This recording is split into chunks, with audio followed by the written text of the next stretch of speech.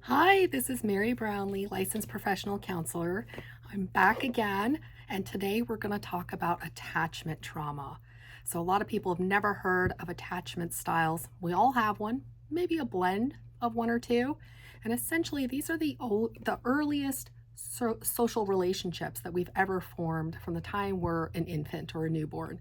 So basically, the human brain is hardwired for social connections. And when we come into this world as a brand new baby, we're completely dependent, completely helpless. And so it really is up to our mother and father to really meet our needs. And if they don't meet our actual normal human biological needs for attachment, things can go wrong and we can get stuck with some pretty not so fun wounds that really carry over into adulthood. So, I'm going to go over the four different attachment styles and kind of what healthy parenting looks like. What is the ideal parenting style here? And so, there are various research over the years that has shown that authoritative parenting style is the most ideal for developing children. So, this is a parenting style that is characterized by very high warmth, but also appropriate expectations and appropriate healthy discipline. So, not discipline that's like physical abuse, physical violence, spankings excessively. It's paired with, like, for example, explaining to your children what the expectations are and what the consequences are, following through, but also lots of high warmth and encouragement and praise and really reflecting back to your children that they are so valuable and so worthy to you. And so, in healthy parenting, really, you are your child's first teacher and you build their sense of self through encouragement and unconditional love and praise. You notice what they do right, you reflect that back to them, and you really are their first mirror that really shows them that they are a valuable human being. Without this first mirror, we oftentimes grow up with really a sense of like, who am I? Am I even a good person? So a lot of people that come in with attachment wounds, for example, what happened was their parents did not really probably know how to parent in a healthy way, or they themselves were childhood survivors of trauma. And so they come in really not knowing how to parent their own children in healthy ways. So their children were not seen for who they were. They were not valued for who they were. Children's thoughts and perceptions and ideas are not valued or understood, or there's invalidation that happens a lot. So those type of behaviors can really contribute to some of these attachment styles. So basically, back to being a newborn, you come into this world, this brand spanking new, adorable baby, and you are dependent, completely dependent on an adult human to take care of you, or you die. So, if a caregiver, mother or father, is very responsive. So, what that looks like, if a child, for example, a baby is crying, the only way babies can communicate is through crying. They can't say, hey, my diaper's wet. Can you come change it? No, the only thing they can do is cry to communicate their needs. So, a healthy parent is going to hear that need and respond to it with warmth, with consistency. They're going to come and change the diaper right away. They'll feed the baby right away. They're not going to let the baby cry it out for hours, for example. They're going to pick the baby up and really soothe the baby, rock the baby. There's lots of contact between caregiver and the child that's warm and nurturing, that the touch is safe. And the parents are usually speaking to the child in warm, nurturing tones. And what that does is that builds in healthy brain connections, that the child is beginning to get their first foundation for how the world works and how social relationships work. And essentially, what that baby is learning is, I'm a valuable human and my needs are important and I'm worthy of care. And people are pretty trustworthy. I think I can pretty much trust the world. Mom or dad's here to protect me. They meet my needs. Clearly, my needs are important to them. Therefore, I must be a pretty valuable and worthy person. And granted, this newborn is not thinking this. This is how we developed as young children and then teenagers and adults. This forms kind of our worldview and some of our earliest core beliefs about who we are as a human being is by these earliest caregiving behaviors. Some of the most, I think, sad and kind of disturbing research that has come out of the field of psychology over these many decades. Research, for example, with orphans in other countries. We've had babies, for example, that show failure to thrive and die from a lack of human contact. So I can't remember right offhand if it was Russia or another country. If anybody knows, feel free to shout it out in the comments. But it was another country that there was a high degree of babies basically who were orphaned and didn't have parents. And so the people that were caring for them were trying to do the best they could, but they really couldn't pick the babies up and nurture and meet all their needs right away. It was kind of understaffed, shall we say. So a lot of these babies spent hours in the crib without any sort of interaction between a parent and a child, no nurturing interactions. They were kind of left alone. And so, what that did is it actually created a term we call failure to thrive. And babies can actually die, physically die from a lack of close social connections. So, that tells you kind of how important human beings are meant to actually have close contact. Our brains were meant to develop this way. And when we don't get the right amount of contact at the right amount of time periods, we call those critical periods, bad things can happen to human development and to our brains. So, yeah, that's one example. There's also other examples with baby monkeys or rhesus monkeys, where research many years ago, questionable research. There's definitely been questionable research in the psychology field, but there's also been some valuable insights that have come out of this. So they would put baby monkeys in these cages. Some had a wire mother that just had no softness to her. She was just kind of a wire form of a monkey. And then the other baby monkeys were exposed to a wire mother that was covered in terry cloth. So she was kind of soft. And what they noticed is the baby monkeys always 100% preferred the wire mother who had cloth over her because she was mimicking at least some of the softness of a real mother. And then what they went a step further and they paired baby monkeys together. So orphans that were orphans but together. And those monkeys always did so much better than even any of the other two monkeys. So at least if they had a friend or a buddy, they did much better. And they didn't see this failure to thrive in the baby monkeys that they were seeing, especially in the ones, for example, with just the wire mother. They would die. They would have failure to thrive.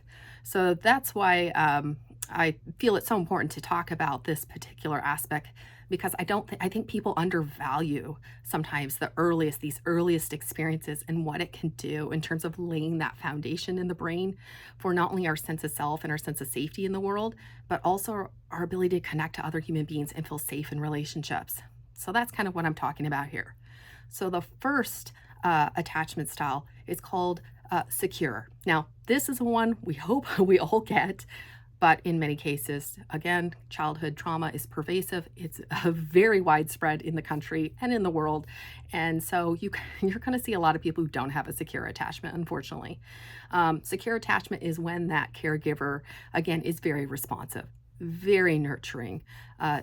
Baby, toddler, they have a need, they cry, parents are patient, they're warm, they're loving, they're consistent. And again, baby, toddler, young child is learning, I'm a pretty good person.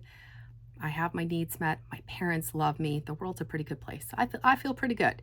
And I'm beginning to trust myself and trust the world. I'm feeling pretty confident.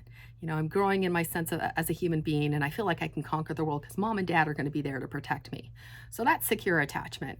The next one is anxious attachment. So anxious attachment is one where sometimes the caregiver is able to be pretty responsive, but then other times they're not. Either they're neglectful or they're just not present emotionally or otherwise.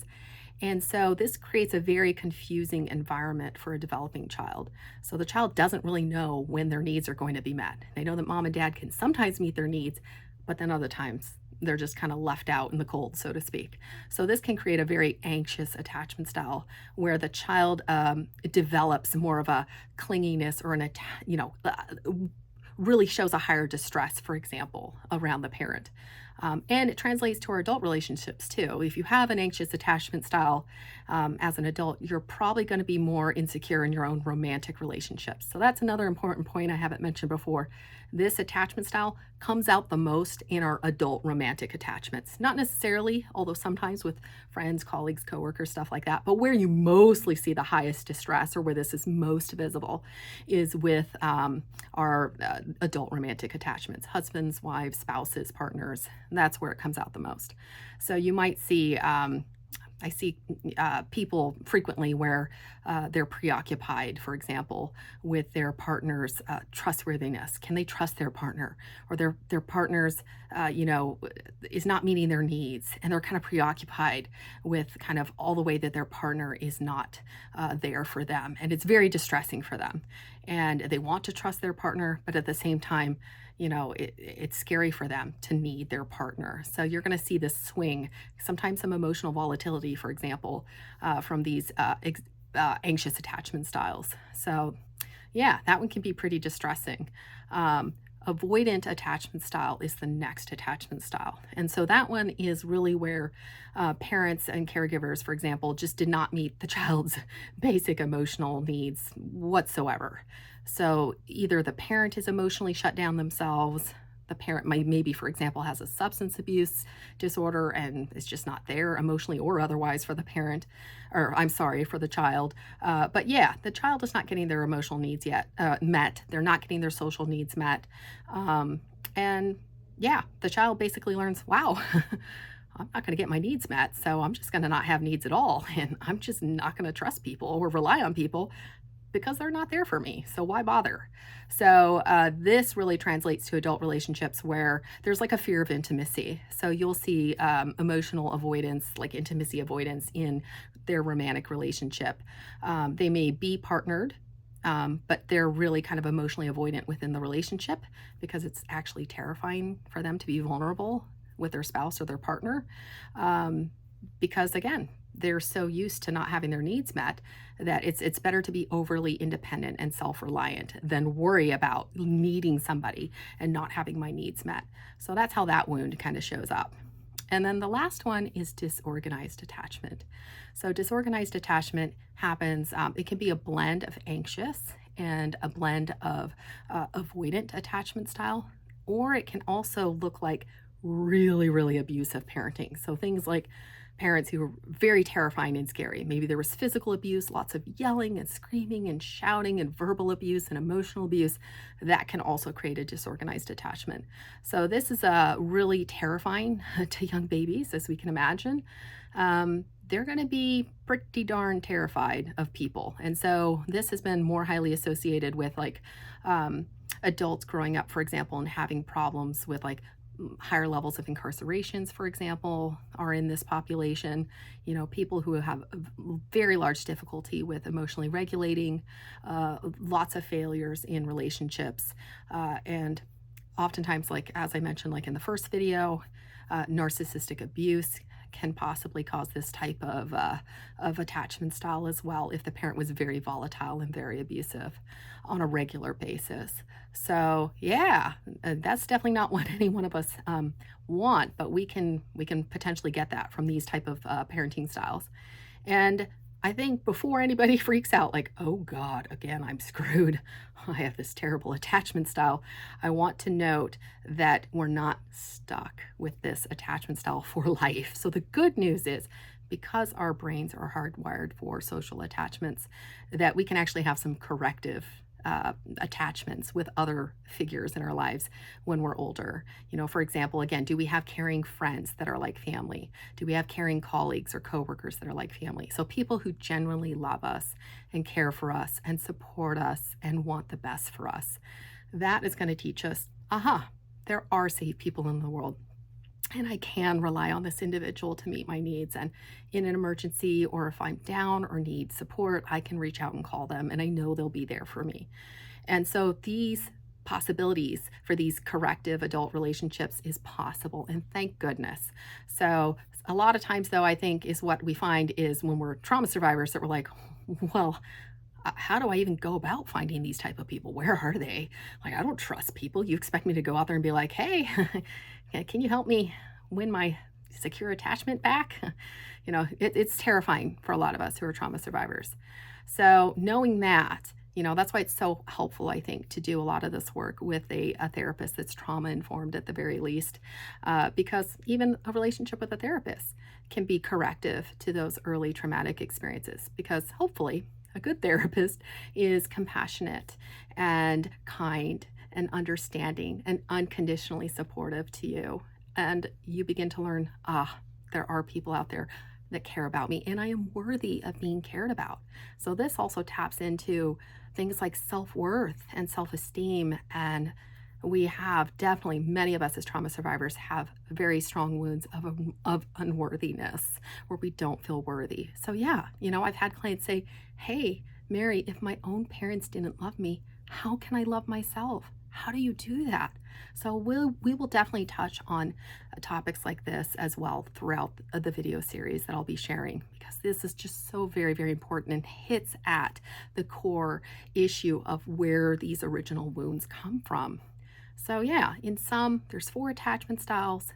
You are not stuck with them necessarily as an adult.